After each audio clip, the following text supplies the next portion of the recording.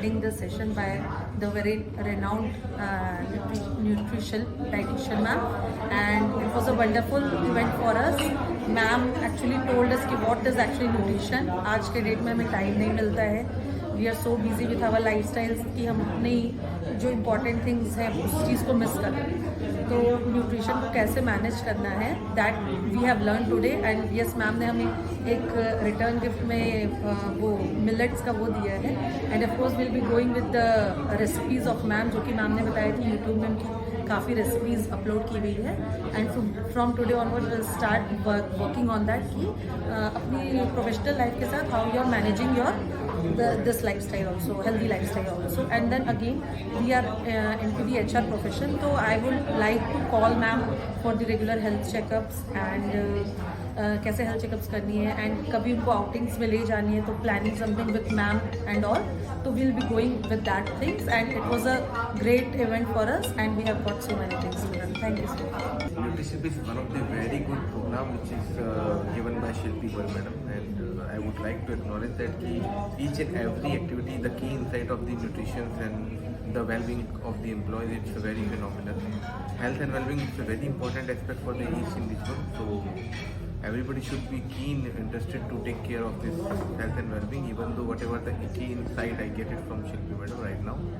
So definitely I'll borrow with me and I would like to implement in my company. Thank you so much. Nutrition and Shilpi madam just invited us for this wonderful session. What I just wanted to add, nowadays, today everyone is busy. In this competitive world, in the staff or if we talk about the family, all are indoors and people has no time for that, right? And everyone forget the health is wealth, right? So this is the thing is like take initiative by the Shilpi ma'am and the companies to empower others, to teach them, to guide them about the health. Because अगर आपका health अच्छा रहेगा, then only you can perform and survive. उसमें nutrition का सबसे बड़ा role है. उसके लिए जैसा कि सरिता मैम ने बताया, हम लोग भी उनके टिप्स फॉलो करने के लिए उनका सेशन अपनी कंपनी में ऑर्गेनाइज करेंगे. इस सब के लिए उन्हें बहुत बहुत धन्यवाद. मैं अभी 3 महीने से मैडम ने जो बोला उसमें से 10% भी पूरा अप्लाई नहीं कर पा रहा, इम्प्लीमेंट नहीं कर पा. 8 से 9 किलो वजन मेरा अभी कम हुआ है. अभी मुझे लगता था कि इस साल गणपति में मुझे सूट लगा के बैठा देंगे, लेकिन मैं थोड़ा सा कंट्रोल कर पाया हूँ अपने आप को, ऐसा लग रहा है. तो 38.5 की कमर से 36 की कमर तक पहुंच गया हूँ. इस साल मुझे लगता है कि किसी भी तरह से उस कमर को 32 तक ले आऊं, जो 2 BHK है इसको थोड़ा सा कम करूं. तो मेरा विल पावर भी अच्छा स्ट्रांग है, तो मैं जो सोचता हूँ जरूर करता हूँ.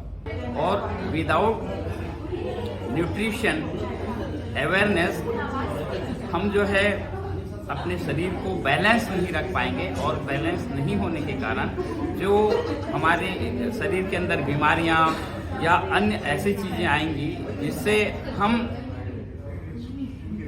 लॉन्ग टाइम में हमारे शरीर को अच्छा रखने के लिए हम उसका यूटिलाइजेशन नहीं करने से जो हमको नुकसान होगा उसकी भरपाई हम नहीं कर पाएंगे. इसलिए आज न्यूट्रिशन की ज़्यादा आवश्यकता है, न्यूट्रिशन अवेयरनेस की बहुत आवश्यकता है.